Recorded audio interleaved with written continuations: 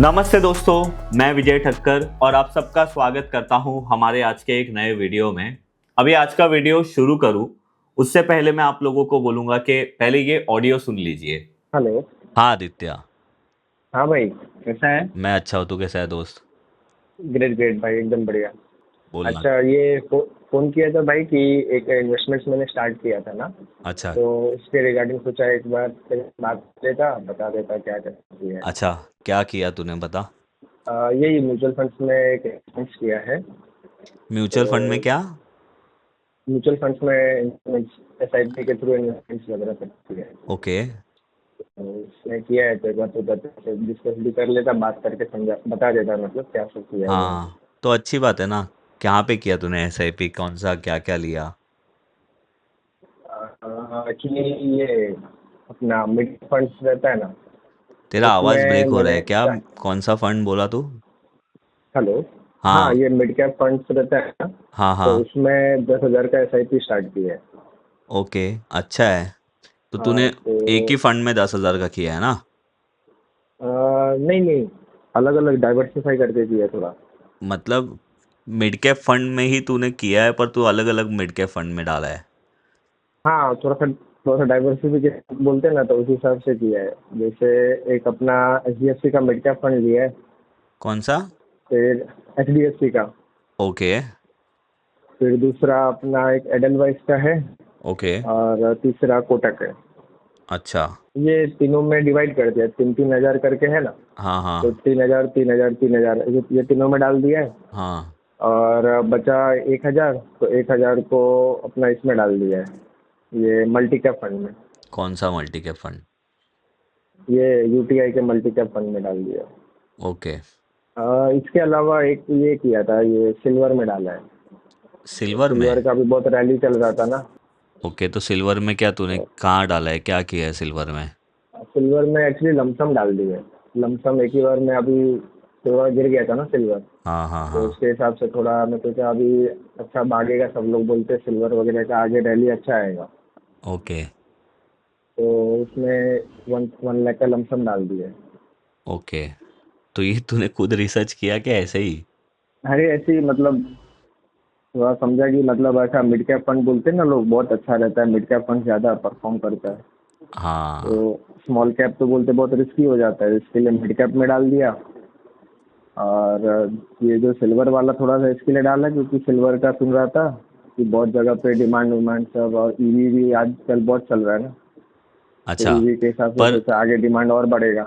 तेरा मतलब तूने इन्वेस्टमेंट स्टार्ट किया है तो उसमें तेरा क्या, ये कुछ गोल वोल है? तूने सोचा है इतने टाइम तक करते रहेगा या ऐसा कुछ? गोल ऐसा कुछ स्पेसिफिक तो गोल नहीं था, हाँ। बस ये था कि अभी कुछ स्टार्ट नहीं किया था, तो सोचा एक स्टार्ट कर लेते हैं, फिर देखेंगे धीरे धीरे आगे क्या करना है। तो ये जो ऑडियो आपने सुना ना, ये मेरे फ्रेंड आदित्य का मुझे कॉल आया था कुछ दिनों पहले, और वो अपने म्यूचुअल फंड इन्वेस्टमेंट के बारे में बात कर रहा था। अब ये बात अलग है कि करने के बाद उसने मुझे बताया, बट उसके बाद मैंने उसको बताया जो उसने प्रॉब्लम किया था उसके रिलेटेड, और उसकी जो इशू थे वो उसके ऊपर मैंने डिस्कस किया। बट मैंने ऐसा सोचा कि क्यों ना मैं ये टॉपिक के ऊपर वीडियो बनाता हूँ और बहुत सारे लोगों के साथ शेयर करता हूँ। बिकॉज मुझे ऐसा लगता है कि बहुत सारे लोग म्यूचुअल फंड में इन्वेस्टमेंट करने से पहले है ना, ये जो कुछ कॉमन मिस्टेक्स है वो रेगुलरली करते हैं।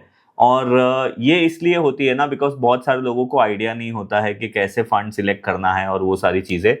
तो आज के वीडियो में मैं आप लोगों के साथ ऐसी कुछ कॉमन मिस्टेक्स शेयर करने वाला हूं जो म्यूचुअल फंड में इन्वेस्टमेंट करने से पहले एज ए इन्वेस्टर हम लोगों को देखना चाहिए। अगर आप म्यूचुअल फंड में इन्वेस्टमेंट करते हो या एसआईपी करते हो या म्यूचुअल फंड में इन्वेस्टमेंट करने की आप अभी सोच रहे हो, तो आप लोगों के लिए ये वीडियो बहुत ही ज्यादा इंपॉर्टेंट रहने वाला है। तो चलिए फिर आज हम लोग डिस्कस करते हैं कि म्यूचुअल फंड में इन्वेस्टमेंट करने से पहले कौन सी ऐसी मिस्टेक्स है जो हमें अवॉइड करनी चाहिए।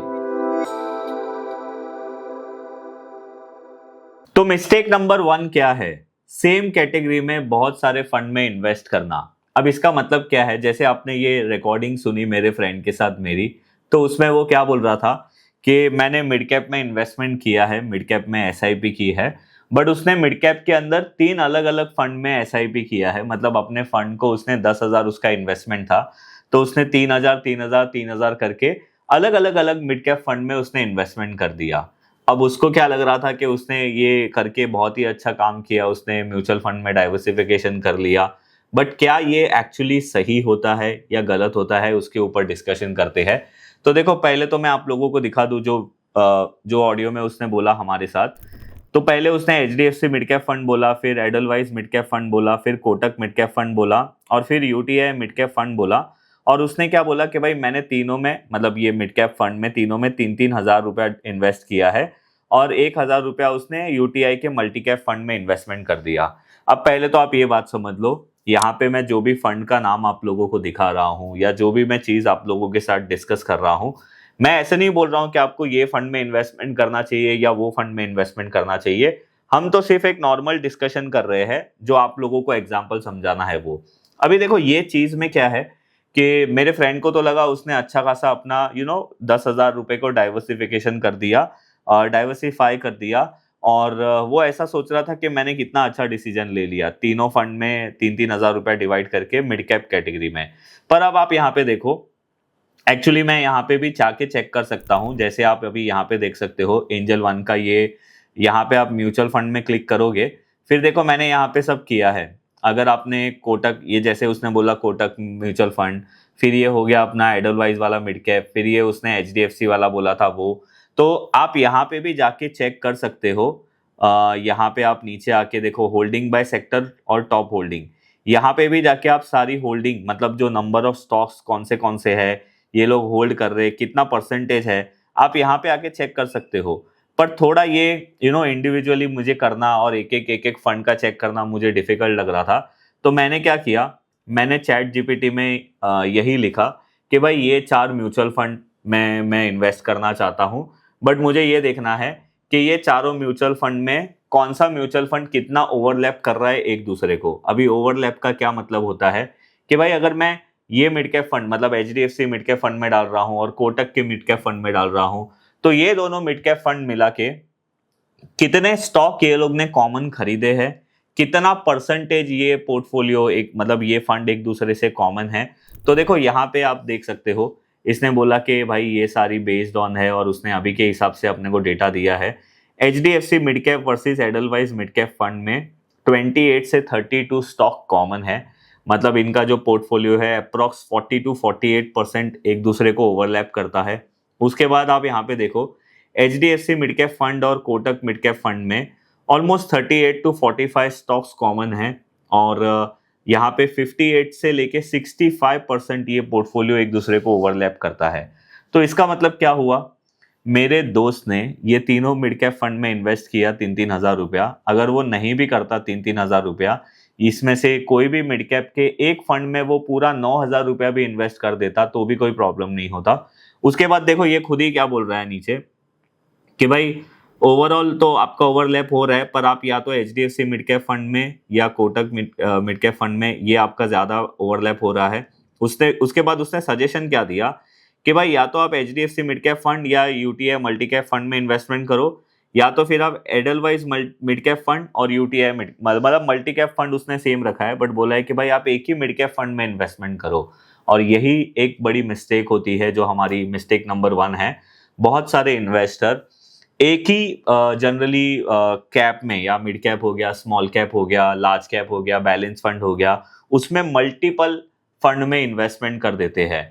तो ये एक सबसे बड़ी मिस्टेक होती है। डाइवर्सिफाई करना मतलब ये नहीं होता है कि अलग अलग फंड में सेम कैटेगरी में डालना। डाइवर्सिफिकेशन का मतलब ये होता है कि अलग अलग असेट क्लास में आपको डालना है।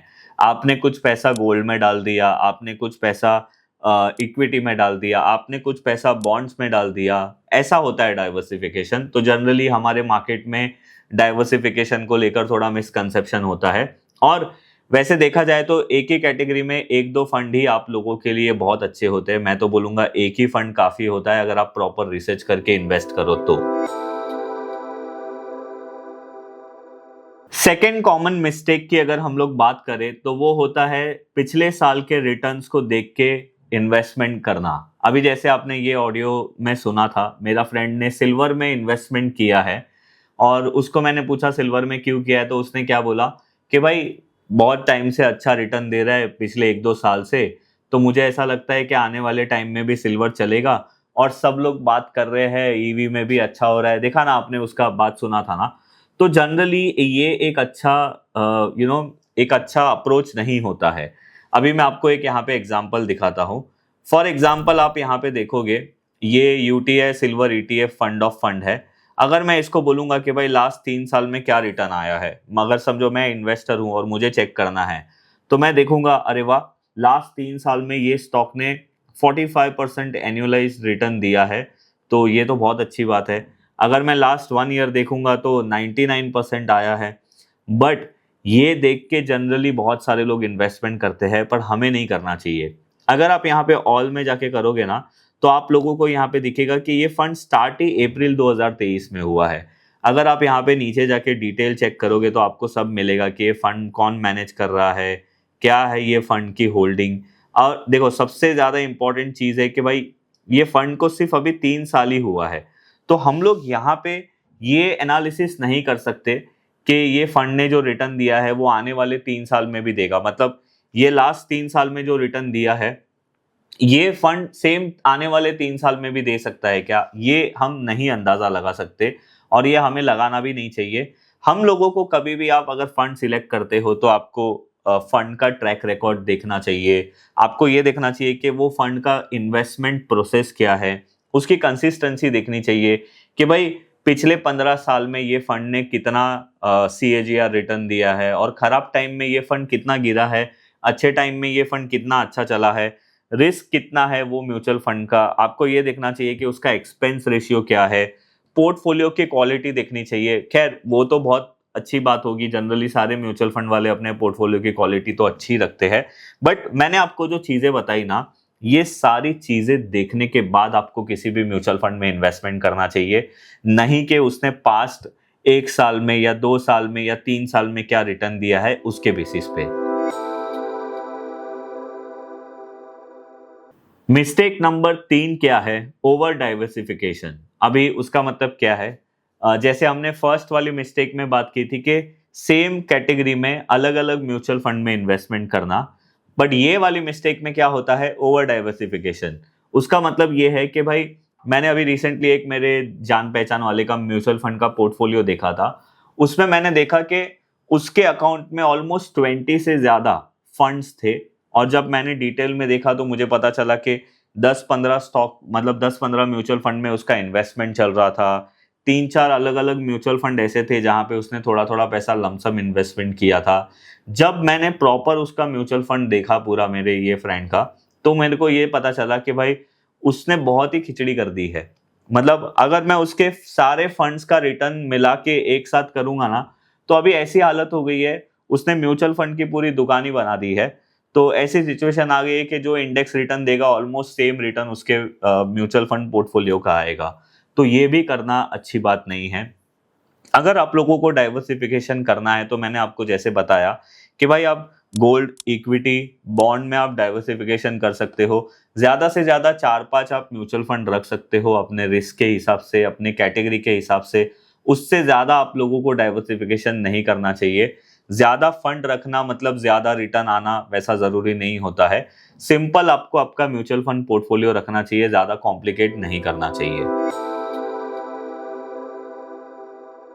अभी जो फोर्थ मिस्टेक है जो आपने मेरे ये फ्रेंड के ऑडियो में सुना था, वो ये था कि मैंने उसको ये पूछा कि भाई तेरा गोल क्या है, म्यूचुअल फंड में तूने इन्वेस्टमेंट क्यों किया है, तूने क्या सोचा है? तो गोल ही नहीं था उसका, मतलब विदाउट गोल इन्वेस्टमेंट किया है उसने।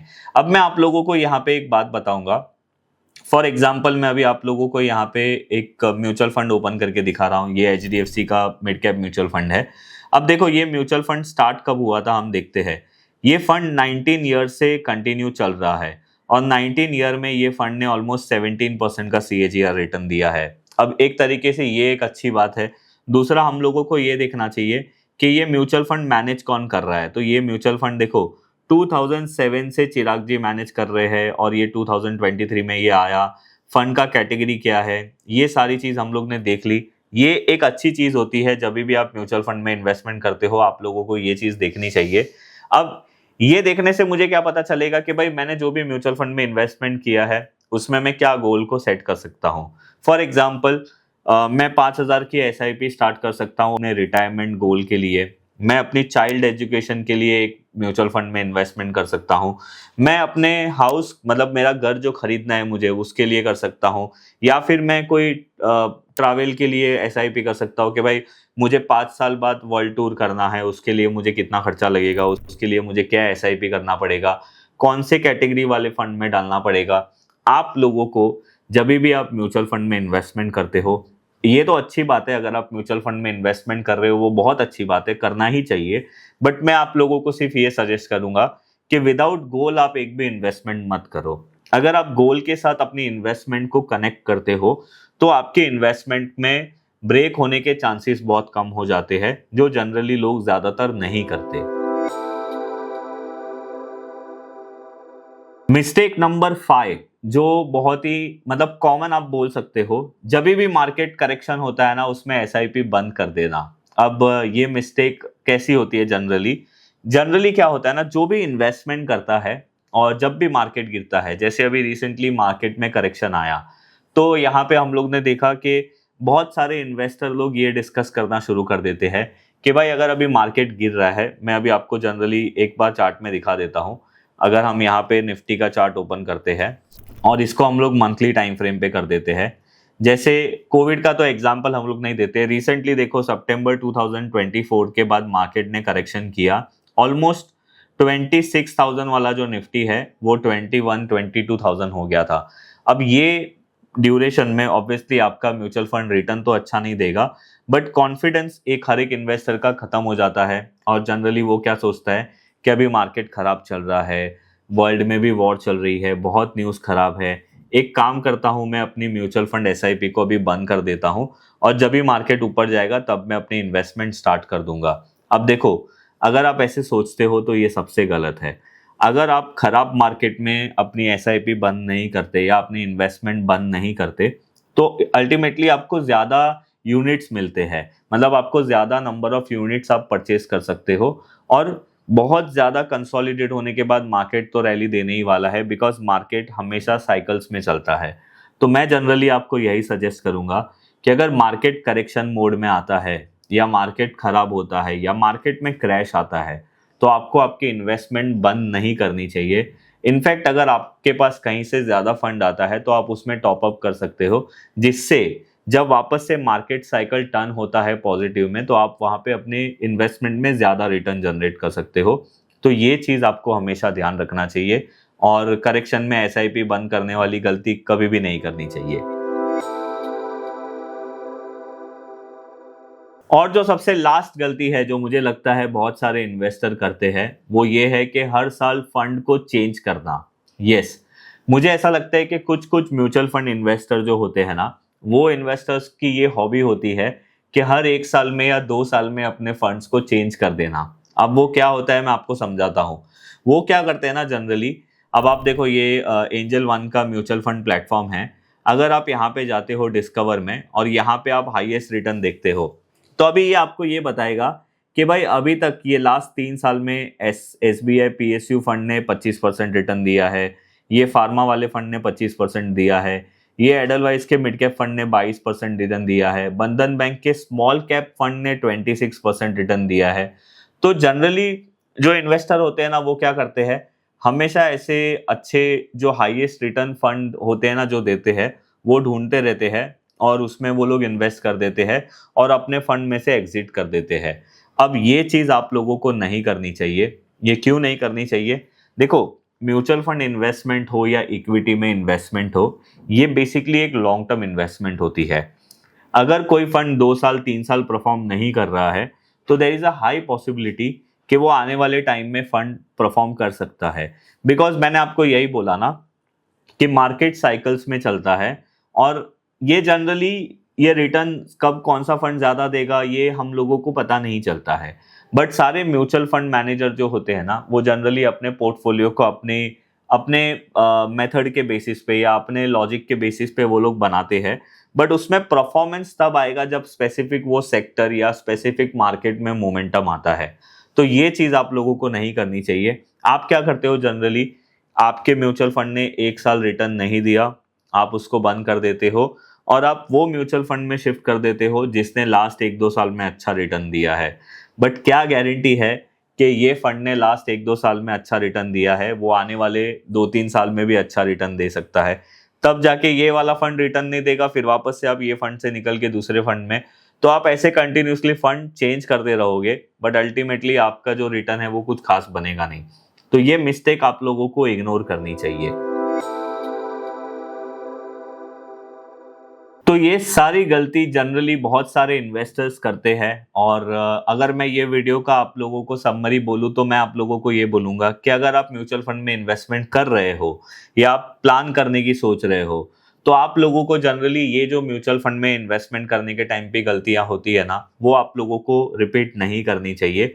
अभी आप मुझे नीचे वीडियो में कमेंट्स करके बताइए कि आप में से कौन लोग हैं जो इसमें से कोई गलती थी जो आप पहले करते थे अभी नहीं करते हो, और आप ये भी मुझे बताइए कि ऐसी कौन सी और गलती होती है जो मैंने नहीं कवर की है, आपको लगता है कि ये गलती भाई मैंने की थी, आपने कवर नहीं की, तो आप भी वो भी मुझे कमेंट्स में बताइए, तो हम लोगों को भी पता चलेगा कि और भी ऐसी कौन सी गलतियां होती है जो लोग जनरली करते हैं। और हाँ, मैं आप लोगों को ये बोलूंगा कि भाई म्यूचुअल फंड इतना ज़्यादा कॉम्प्लिकेट होता नहीं है इन्वेस्टमेंट करना, बहुत सारे लोग उसको जानबूझ के कॉम्प्लिकेटेड कर देते हैं। तो बस ये था आज का हमारा ये वीडियो। मैंने सोचा कि क्यों ना मैं आप लोगों के साथ ये डिस्कस करूं कि म्यूचुअल फंड में जो भी गलतियां होती है वो कौन सी कॉमन गलतियां होती है और क्या होती है। तो आई होप आप लोगों को आज का ये हमारा वीडियो अच्छा लगा होगा। अगर आप लोगों को आज का हमारा ये वीडियो अच्छा लगा है तो आप हमारे मतलब कमेंट्स में जाके बताइए कि आपका ये वीडियो के ऊपर क्या व्यू है, आपको इसमें क्या अच्छा लगा और आप कौन सी गलती करती हो वो भी शेयर करना। और अगर आपको ये वीडियो पसंद आया तो लाइक ज़रूर करिए, और आप अपने एक फ्रेंड के साथ शेयर ज़रूर करना जो ऐसी कोई गलती कर रहा है या फिर वो म्यूचुअल फंड में इन्वेस्टमेंट करने की सोच रहा है। तो चलिए, मैं मिलूंगा आप लोगों को ऐसे ही कोई नेक्स्ट वीडियो में, तब तक के लिए बाय बाय।